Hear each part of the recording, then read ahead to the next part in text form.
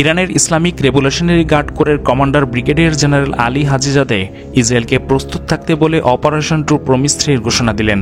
তিনি ইসরায়েলকে হুঙ্কার ছেড়ে বলেছেন, শিগগিরই দখলদার ইসরায়েলের বিরুদ্ধে তৃতীয় প্রতিশোধমূলক সামরিক অভিযান চালানো হবে।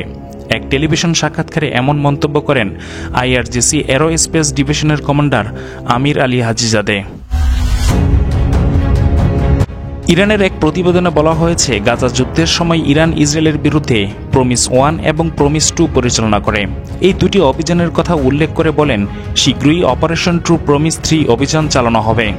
ইরানের বিরুদ্ধে আমেরিকা ও দখলদার ইসরায়েলের সম্প্রতি যে হুমকি দামকি দিয়েছে সেটি প্রত্যাখ্যান করে এই কমান্ডার বলেছেন, সাম্রাজ্যবাদী ও ইহুদিবাদীরা আসলে মনস্তাত্ত্বিকভাবে চাপ তৈরি করে ইরানকে প্রতিশোধ গ্রহণ করা থেকে বিরত রাখতে চায়। আর যাতে কোনো যুদ্ধ না হয় সেজন্য যুদ্ধের প্রস্তুতি নিতে হবে। আমরা এ বিষয়ে নিশ্চিত যে শত্রুদের পক্ষে সংঘাত প্রতিরোধ করা সম্ভব হবে না।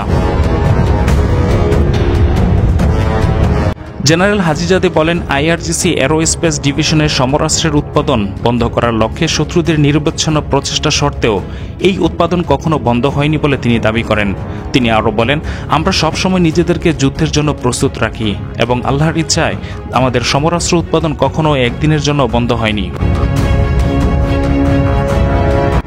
ইরানের এই সেনা কর্মকর্তা এমন সময় এই বক্তব্য দিলেন যখন মার্কিন প্রেসিডেন্ট ডোনাল্ড ট্রাম্প সম্প্রতি ইরানে হামলা চালানোর হুমকি দিয়ে বলেছেন তিনি ইরানে হামলা করার চেয়ে দেশটির সাথে একটি চুক্তি করাকে প্রাধান্য দিবেন।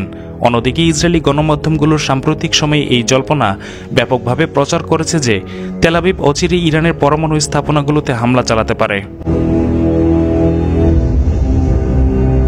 যদিও রাজনৈতিক বিশ্লেষকরা বলছেন ইরানে হামলা চালানোর মতো ভুল পদক্ষেপ মার্কিন যুক্তরাষ্ট্র বা ইসরায়েল কোনোভাবেই কেউ নিবে না।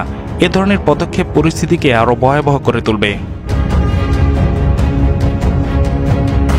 অন্যদিকে যুক্তরাষ্ট্র ও ইসরায়েলের হুমকির মুখে নিজেদের সামরিক সক্ষমতা আরও জোরদার করেছে তেহরান। দেশজুড়ে মহড়া চালিয়েছে দেশটি। শুধু তাই নয়, এবার অত্যাধুনিক কায়েম 118 বিমান প্রতিরক্ষা ক্ষেপণাস্ত্র উন্মোচন করেছে ইরান। দেশটির অভিজাত বিপ্লবী আইআরজিসির স্থলবাহিনী এটি তৈরি করেছে। বুধবার এক প্রতিবেদনে মেহের নিউজ এজেন্সি জানায়, মহানবী 19 সামরিক মহড়ার দ্বিতীয় পর্যায়ে এই অত্যাধুনিক ব্যবস্থাটি উন্মোচন করা হয়। 25 কিলোমিটার পাল্লার এই বিমান প্রতিরক্ষা ক্ষেপণাস্ত্র রাডার, ইলেকট্রিক বেল এবং থার্মাল ট্র্যাকিং দিয়ে সজ্জিত, যা উচ্চ নির্ভুলতা নিশ্চিত করে।